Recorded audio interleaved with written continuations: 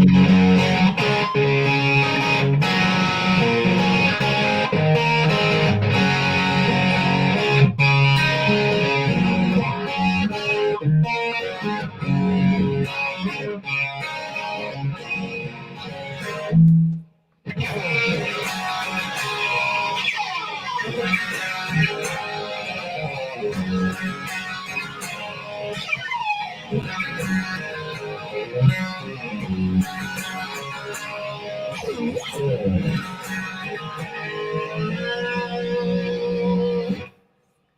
I messed that up. Everybody, I just got all the retirees in Florida up and ready to roll. I was just telling Chris I haven't played that song in a long time. I played it 3 times before we started flawlessly, and then screwed it up there. Stage fright, stage fright. Welcome to another episode in our weekly exploration in excellence, or lack thereof, on the guitar. We call it Loser's Lunch. Our special guest, Chris Gordon. Now, Kevin over-enunciated. It's by Dan. Yep, you got to be careful. Especially you got to over-enunciate the D, the first D, correct? Yeah. But he did that on the whole perspective. Catch that on Fridays at 11, right, Jenna? Not 11:30? I forget. It's on my calendar. I just do what the calendar tells me to do. But Kevin and Kenny host that, and that's fun. What we're going to do is 11:30. What we're going to do is we're trying to figure out how we can produce more content than do mortgages. It's not easy, but we're trying. No, joking aside, we were actually talking about this morning, how the content is important, and maybe that'll be a subject that we'll talk a bit about, because you've been doing quite a bit of content yourself over these last few months. So before we get to that, and welcome, just real quick market news. Tomorrow, not a heck of a lot going on today. We had some national activity index, which I don't follow really, but it was okay, not great, around flat. Tomorrow we got building permits, we got market PMI with an I, not an E. We've got new home sales, Richmond Fed, and we talked about how all these Fed districts reporting, when you combine that with ISM, it's a huge driver of GDP. And even though some of the Fed data points last week weren't terrible, they weren't great. I think it was Philly Fed. But we got Richmond Fed, new home sales, Wednesday mortgage apps, durables, pending home sales, and some gas stats. Thursday, we've got GDP first revision, second report, jobless claims, and KC Fed. And then Friday, we got Dallas Fed, we got PCE, which used to be the Fed's favorite measure of inflation. Then all of a sudden, we started talking about CPI again. Then they mentioned PCE again this last meeting. So maybe we'll go back to caring about PCE again. That's Friday. Consumer sentiment. Then next week, holiday shortened week. When I say that, basically Friday, it's come in, jobs number, and then everybody leave for Labor Day weekend. But and from what I'm reading, maybe speaking of jobs, ADP report might show up again next week after a 2-month hiatus. The 10 years at 302, a little bit surprised that we're at these levels. I mean, I really thought we were going to hold 290. Mortgages have generally held up, but now lower in coupon. We've given away a lot of the gains. The Eurozone and Germany killed us last week. I don't know what it all matters. Was talking to somebody about that today. So, to me, I would just sort of take what's happening with a grain of salt. This data is going to come, and it's probably not going to be great. So, all that being said, Chris, welcome. Thank you for having me. I like the opportunities to start in the week and end in the week with EPM. You on Monday and Kevin and Kenny on Friday. It's a really good flow. Thank you for that. We're really getting, and to, I guess, come back to what my point was, and I'd love to talk to you about some of the hey, Mark, some of the content that you've been producing. For the last year or two, we've made a real push to produce content. What I used to do was just post some stuff on LinkedIn. And I used to do kind of a daily, and if not certainly a weekly write-up on the markets. And it always used to have a song theme to it. And then I finally got to the point where there's only so many songs that I could link to the financial markets. So I kind of stopped, and I always wanted to write stuff that was impactful and not just say, hey, which, by the way, I didn't do the market minute yet today. I've got Monday mornings are crazy. It is coming. I'll do a market minute this afternoon. We need it today. We need it today before everybody starts drinking too heavily. And then I was a little resistant to stuff like this, or even, the video stuff in the market minute, and let's do push-ups and see if that moves the needle. But what we found is that, it gets people to feel like they know you. Yep. And that's been important, whether it be in business or new hires. So, share with us your thoughts of your social media initiative, maybe how it got started, what you're trying to accomplish with it. Is it working? How do you measure if it's working? Do you even care about measuring if it's working? Because it's more branding. Talk about all that stuff. Yeah. Look, I wasn't the best at it. I don't think I'm the best at it still. There's a long way to go. But it started from, we've got a daily huddle. We try to keep it at 10 to 15 minutes. Sometimes my rants go a little bit longer. But from those daily huddles, the team and the marketing, the whole sales team and the marketing team, they're like, you need to get this to more people. And I hate being in front of cameras, or I hate doing Instagram. Normally it's like kids, golf, and fishing. That's about it. So we first started a few months back. We were like, okay, let's just start asking questions, and we'll do it at 10 o'clock every day, and we'll just roll it. And at some point, after reviewing it, there's going to be good content in there. And that kind of got the ball in motion, but it still kind of felt like a chore.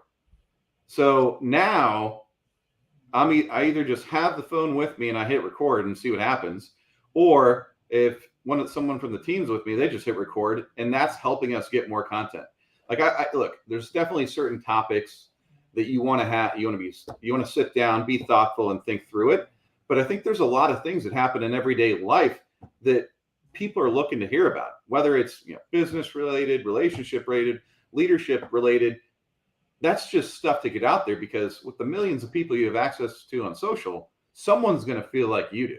And I think that for me, while we look at the engagement levels and we want to understand who the audience is, part of me is like, if I can just get out there, there's going to be someone who likes what I hear, or a group of people who likes to hear what I've got to say. And that's really who we want to find first. It's like, you're out there, you're talking, you're trying to get as much exposure as possible. And then once you learn who's actually listening, now you can really get strategic about developing content around them. Whether that's, me doing it from a company's perspective, trying to recruit, or the sales guys learning about what their customers want to hear so that they can then refine their content and deliver it. Whether, if all of a sudden everybody's really interested in short-term rentals and what the very best short-term rental market is, or long-term rentals, or cash out, debt management, whatever it is, you've got to get out there and just start, and your viewers will tell you what they want to hear. And then once you understand what they want to hear, you can double down, capitalize on it, and it's going to change. During the summer, it might be home improvement. In the winter, it might be how to make your house look like fall, or whatever the time of year kind of plays into your content. But you got to start. And for me, getting started was definitely the hardest, because I was putting too much thought into it. Not in a bad way, but just like overthinking, overanalyzing. And it's like, you know what? Turn on the camera, if we, stuff that comes out isn't good, great, delete. If there's stuff in there that's good, great. Now we've got a library of content. And I guess the only downside to that is a lot of the times we'll spend an hour or two just making content. You forget to change shirts. Every time you post, you're wearing the same thing. Yeah, no, it's fine. That's happened to me a couple of times. I just wear the Isleworth shirts usually, although I'm wearing a Yankee shirt because we won the World Series yesterday. Finally won a game, for Christ's sake. Don't get me started on Hal Steinbrenner and Brian Cashman. I think they've done an absolutely terrible job. Maybe we'll talk about that later. You said so much there. First things first, Mark, there are some days where it takes me an hour to record the Mancuso Minute. I'll have like 50 of them that I did just because I can't, sometimes, some days you can't do it in a minute. Yeah. And so to just be, or then I'll screw it up and I'll be like, hey, welcome to oh, fuck. And then it'll be one right after the other. Or then I like to do this and then this. And if I do this and then this, I got to stop it. So you said a lot there. I just want to go one by one here for a second. Let me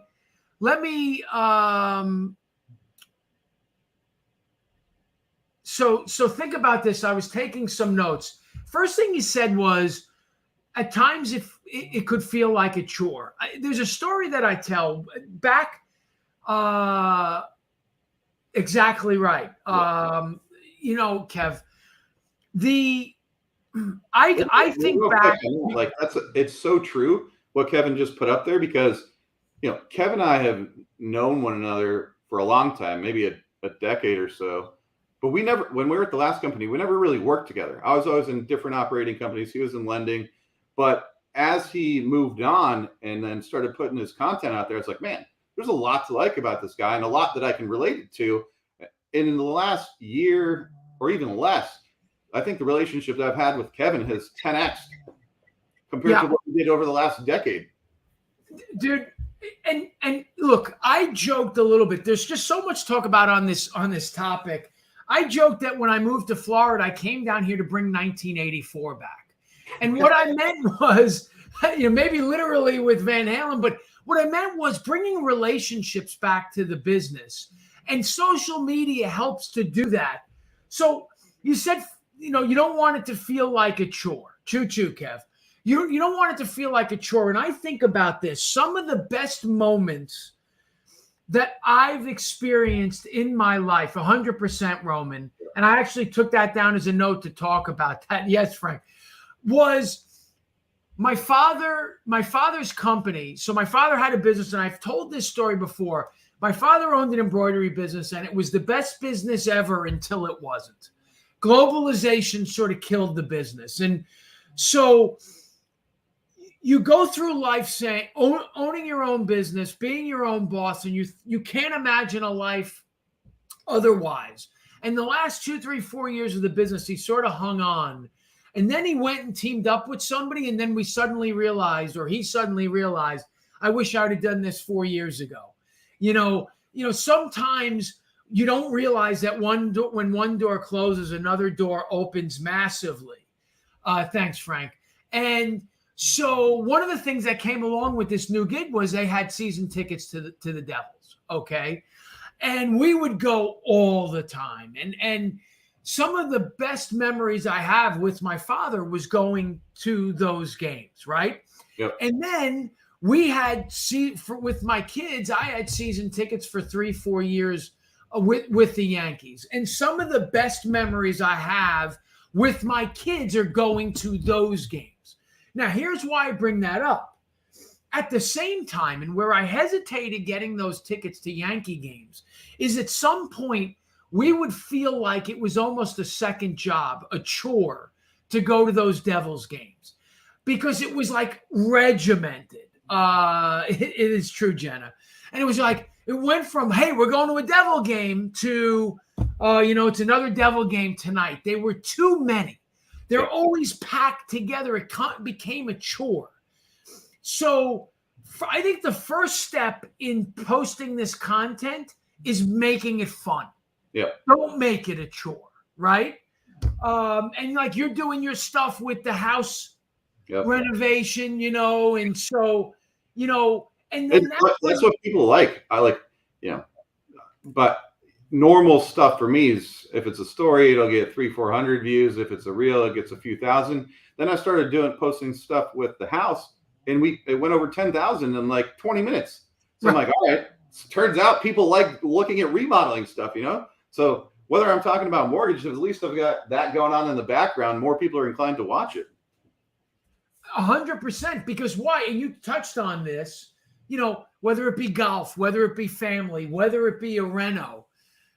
Number one, I say this all the time, Tony Robbins, people want to be loved, accepted, and recognized. Yep. Sort of that whole birds of a feather flock together sort of concept. That's what relationship he is. He does some great content too. And that goes back to being relatable, right? And being yourself. And I did a Mancuso Market Minute with Max last week, and it's like, okay, he's always in here. Well, hey, let me just grab him and make him part of it. Right there. Oh, awesome. In case you hear the snoring, that's what it is. And so do what you might want to watch. Do what feels good. Make it fun. And then to your point, then you can get strategic about it. Yep. If it's not tracking. To this day, my best LinkedIn posts, and we're going to start doing LinkedIn again too. Jenna, I'm going to hold you to that because I've gotten a call for people saying, hey, you stopped doing LinkedIn. Get back to LinkedIn. Some of my best posts were a picture in a David Lee Roth lyric, right? But there was sort of a moral to it, and it resonated. And being vulnerable, you did a couple posts about your father, and that's something that we unfortunately, have in common. You were how old when your father passed? 33. 33, and I was 25. And Eddie was in his early 30s too. I didn't know Eddie was in his early 30s, and those are things when you're part of that sort of unfortunate group. And obviously in the last year, Kevin, who's been pretty active posting on here, Kevin's experienced, some loss.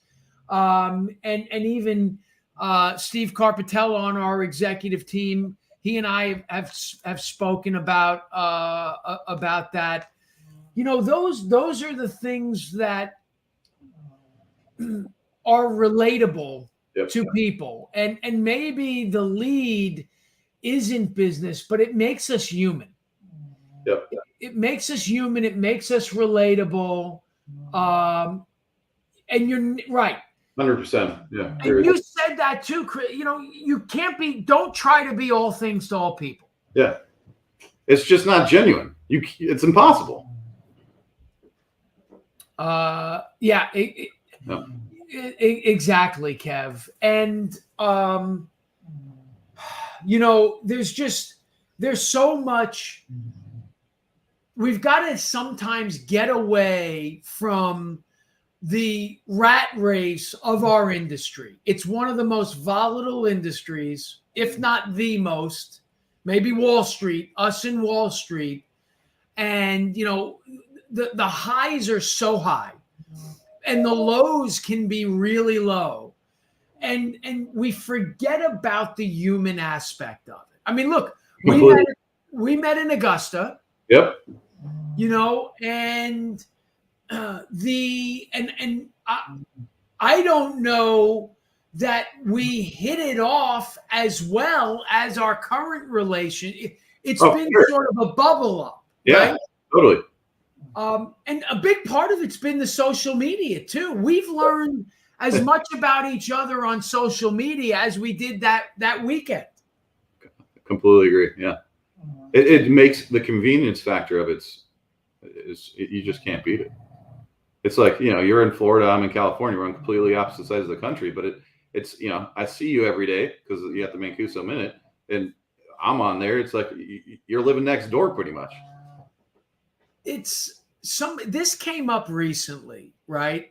And I think it was with Eddie. I forget the exact context, but what I like in what we're talking about with social media is sort of like when you're in the living room. Stop being such a brown nose, Frank. When you're in the living room with the kids and the husband or wife, whatever, in our case, it would be wife, and nobody's saying anything, but you're taking comfort in knowing that everybody is there. Yep. And that is one of the powers of social media. Yep. Right? We could have a relationship where maybe we don't text, we don't talk or whatever, but I see your content, you see my content. All right, I will, Jenna. And it's just like that. Hey, we're in the living room. You're reading a book. I'm playing Bubble Burst or whatever the hell it's.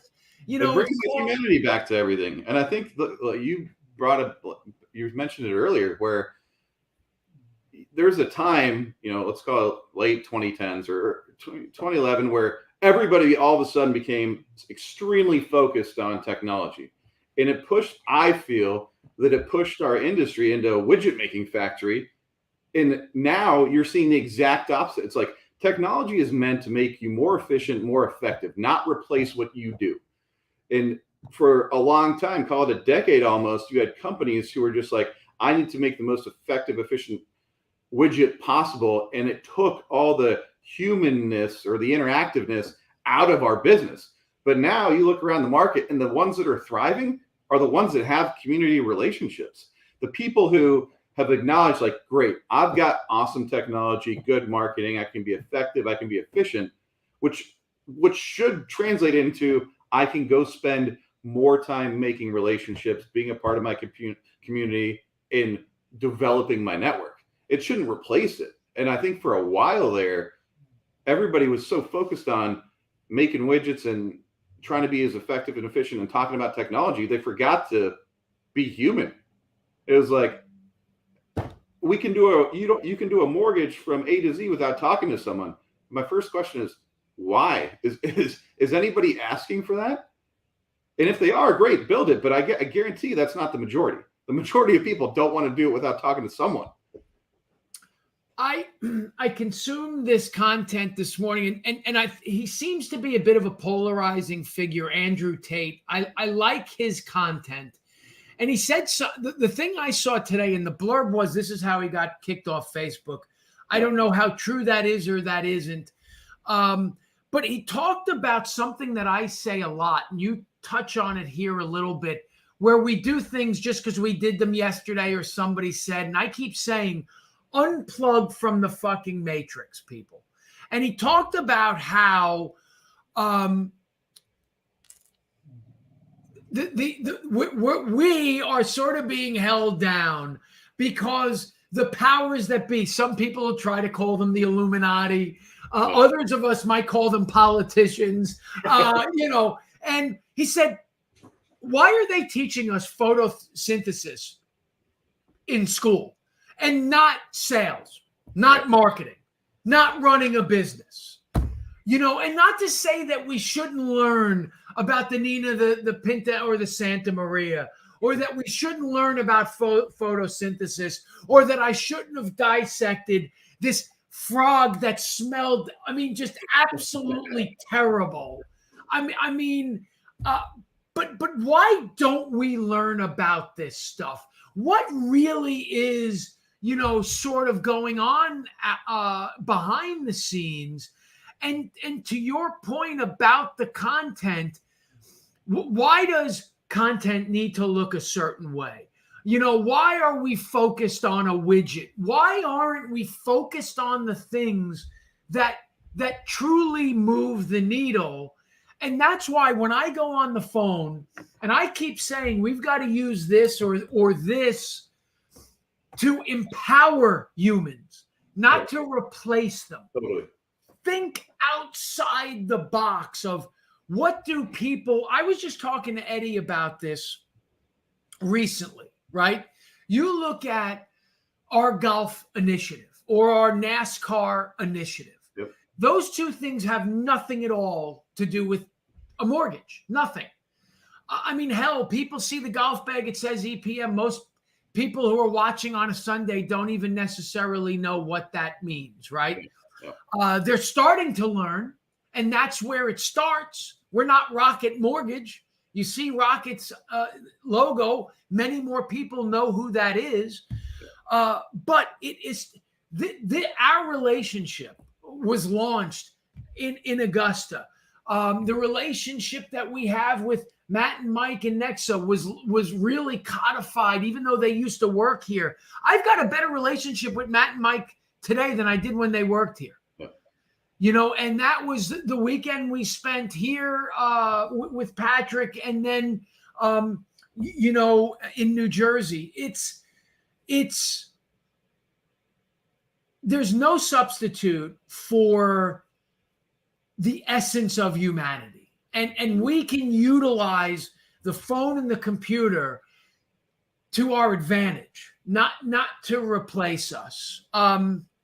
So you're not just seeing that in our industry. It's like for that period of time, we were so focused on doing everything without humans. I mean, even look at Amazon, right? You got Amazon where you can buy now, or was it click now, buy now, or something like that.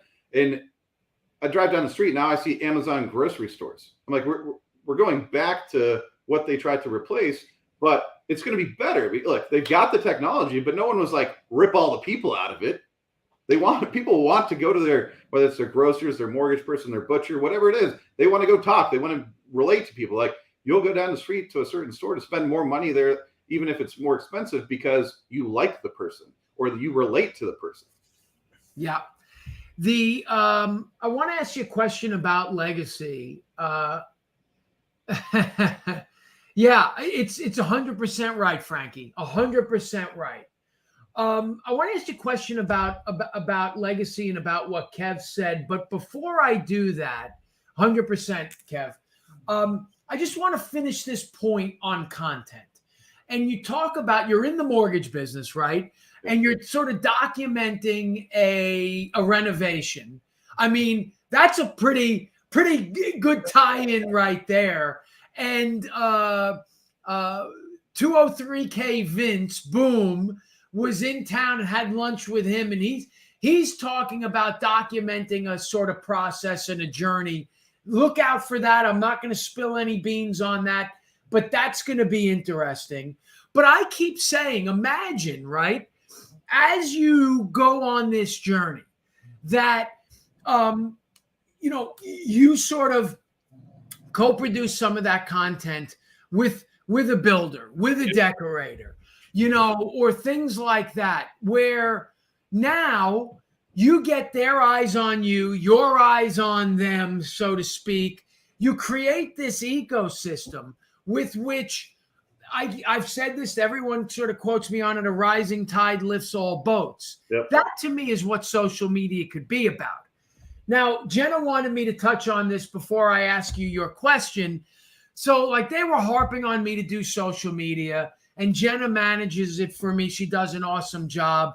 I've got to give her my password. And I'm like, never going to happen. Because you can go out there and you're going to post something crazy.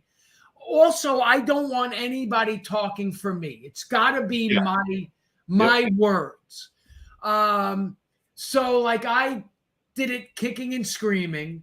But now all she does, every time it comes up, see, I told you, she tries to rub my face on it. So this is for you, Jenna. I don't care what you told me.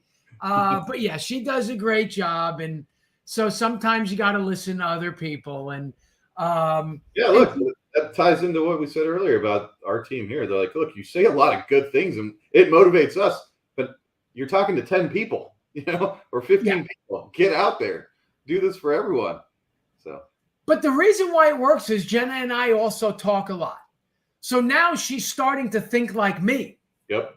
You know, and so it's thank you for convincing me to do it, Jenna. So, Kevin brought up your father being an icon. Okay. Yeah. So that fact comes with comes with pluses and minuses. Exactly. Thank you, Kev. So tell me, how do you navigate the pluses and minuses? Yeah. Of sort of running with a gauntlet, so to speak, or picking up the gauntlet. Yeah, look, it wasn't good timing. We got started about 2 years ago, or 2.5, and 6 months into it, he passed away. So the person, and look, we'd worked together for the past 11 years. And before that, I was at City. Ray Brousseau, who he was in Atlanta, he gave me my first job out of college at City. So he's always been both a part of my life from a mentor perspective, but also in business. Luckily I don't think I ever directly reported to him. That would have probably been a little chaotic, but it's hard because you get those like impulses where you're like, I'm going to pick up the phone. I got a great question, or I need guidance on this. And rather than getting an immediate answer, you've got to sit down and think about what happened in the past. But the great thing about that is, while you're thinking about what they might say if you could pick up the phone, you get to reflect on all the awesome experiences that you had with them. So it's not like, oh, it's no longer, I need a quick answer, so I'm going to call him. It's, there's no one to call. I can still get the answer. And while I'm looking for that answer, I get to think about all the great memories we had over our lives together. And look, for me, it's a little bit of motivation to see where, look, we lived in a small town in Scotland, and I think he started working right out of school, or I think he might have left high school to start working. And we moved all over the world. We lived, obviously born in Scotland, lived in England.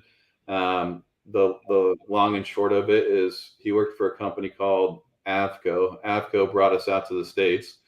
Avco got bought by Associates, so that moved us from like Southern California to Northern California. Then Associates got bought by a City. City moved us out to Ohio, and then we bounced back here for Fremont and Carrington. And most families don't move that many times, unless military would be a good example. But I think last time I counted, I went to like 14 different schools. But wow. I think 2 or 3 middle schools, definitely 2 high schools, and a few different elementary schools, and all in different places. But the great thing about it is some people look at it as, oh, that's unfortunate. I'm like, it's awesome. What do you mean? I have friends all over the world now. And it makes it so that I was able to be shaped to get along with anyone, whether it's going to a NASCAR race or, an 8-course dinner at a really fancy restaurant. Like, I can fit in both arenas just because of the path that I was brought up on. So look, I think that there's definitely times where you're sitting there and you're thinking like, man, it would be a lot better. You obviously wish they were here, but when you can say, all right, I can't pick up the phone, but the answer's still there. You just got to go searching for it. And whether it's reflecting on past conversations with them, and look, one of the great things for me was coming up in the industry with him. A lot of the people I worked with were his friends that had worked with him for 20, 25 years. So I still got his whole network there to bounce ideas off of, or go to guidance for, or just check in and see how they're doing. Like good examples. Ray's known me since I was a little kid. Wow. I still have I don't know if you could see it. I still have my father's number in my phone. He's been gone for 25 years. I said it and I didn't do the math. I don't know if that day has passed yet or is about to happen, but at some point this year, he died on June 1st of 97. So at some point, I will have been on this earth for longer without him than with him, sometime since June 1st, sort of forward. I don't know the exact math because I turned 50 in December. Yep.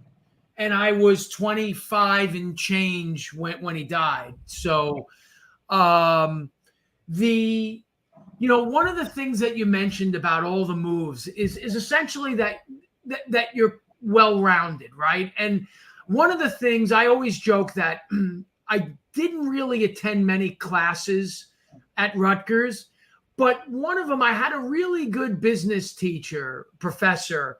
And one of the things that he said to me, which stuck with me to this day, is sort of the greatest business people he's known are CEOs, because for the most part, they could speak intelligently about any topic. Yep. And I hung on to that. And so I always made an effort to want to be well-rounded, want to be able to, to be able to talk about business, talk about sports, yep, talk about academia, talk about Wall Street, be able to pick up a golf club. I never played golf growing up. Yep. I started playing golf, whatever it was, like 95, 2 years before my father died. He used to call me Arnold Palmer. And I'd be in the backyard with a net sort of whacking away. But, you talk about like my compulsion, how driven I've always been to be perfect. And like I say, I'm always careful about perfect, because I get that perfection is unattainable. And when I say perfect, I don't want to, a lot of times people in their endeavor to be perfect, they're too conservative. That's not what I mean is it's just never enough for me. I'm never happy with the results. I mean, yep, you should have heard Thomas and I on the golf course yesterday. I'm just like sort of laying into it. It was like, what are you doing? You got to, watch your setup. You got to line up behind the ball. And I was always that way with Nick and his baseball, still am. Yeah. And Thomas with golf. It's just they can't, they're never going to do things to my satisfaction. Similarly to how my father was, with me. Yep. But I think there's that, there's a time in your, or a phase that as a human you go through where, even now with kids, like when you're a kid, you think your parents have got it all figured out. And then you become a parent and you're like, I don't think they had it figured out. They were just winging it. And it's like, that's what you do. And yeah, the same thing happens, whether it's with your kids or in business. Like, you're always going to build on your experience, but at some point, everybody's just trying to figure it out. And having that realization, like, okay, maybe they didn't know everything, or maybe this person didn't know everything, but they just made a decision, went with it, and learned from it. And I think that's hard, because especially when you're younger, growing up, going through school, it seems that people who are older than you know everything. And they're like, oh. And then you get to them and you're like, well, they don't. And they're just kind of figuring it out as they go. Sometimes you just have to say, what the fuck? That was, I think, risky business, if I remember right. But I think you nailed it with being well-rounded. And I think that's got to be, I was going to say, in all aspects of your life, maybe not physical. But, like when I look back on my career, the first 7 years or something, I was all over the place. I started in collections, and I was like, okay, we were doing collections on personal unsecured loans. And then I got my mortgage license. Then all of a sudden I took a left turn and went and got my Series 7 and 63 and was working with investment managers. Then I went back and did all the courses for real estate. And I'm like, but to your point, I want to be in a place where I can talk intelligently about a lot of things. And maybe I've not been an originator for a long time, or originated alone a very long time, but I've done it. So you understand what it takes to go through it. But then you also understand what needs to be put in place for that transaction to be happening. Partners, systems, software, everything, I hesitate to say this because, I feel like, and it's crazy, this is sort of a product of the world we live in, that we've been sort of positively minded in the flow of this conversation. I'm going to say something that sounds negative, right? It is a reality of business, so I'm going to say it. The reason why, as a leader, being well-rounded is important is because in business, so often you're forced to call bullshit on people. Yep. And I know that, like I say, it's crazy to think, oh my, there he goes, sort of thing. It's just the reality of things. I feel like if you said to me, in terms of leading businesses, what would be the one tool in your toolbox that you couldn't live without? It's my bullshit radar. Totally. Because I again, people aren't going to want to like this or hear this, but we know that. I go to my numbers. We know that 9 out of 10 people are followers. That means one person is a leader. Leaders have to lead. Yep. It sucks. Managers have to manage. It sucks. The irony of that is I've found that people are put in a position to manage and lead sort of hate managing and leading. Even if it's subconscious, they don't want to call bullshit on people. They don't want to ask the hard questions. They don't want to ask that follow-up question. I can't tell you how many times I've seen through my lens and others where I'm like, hey, Chris, you're having a little bit of a tough month this month. Where are the loans? Well, Phil, the rates and the leads. Well, really? You got more leads than Mike got this month. Yeah. And he did twice as many loans as you did. So now, and you didn't expect me to ask that follow-up. You gave me some bullshit excuse. And now it's like, okay, I got you.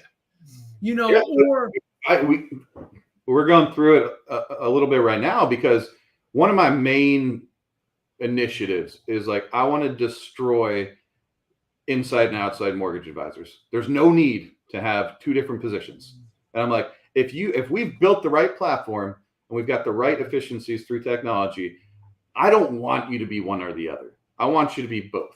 And if we can, and to your point, like, you got to call bullshit. They're like, I can't do it. I'm like, yes, you can. Here's how you do it. Let me show you this, set up your schedule. You do the phones during this part of the day on these days of the week, and you're at your realtor events on these days in the afternoon, and this at lunch, and then mixers at night. I'm like, it's not that you can't do it. It's that you don't want to, or you don't want it bad enough, or you just want to kind of do okay. That goes back to, not being in all things to all people. We didn't really start recruiting until a month ago.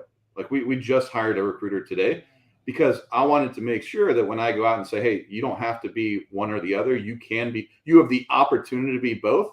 There's going to be a lot of people that don't want to be both. 100%.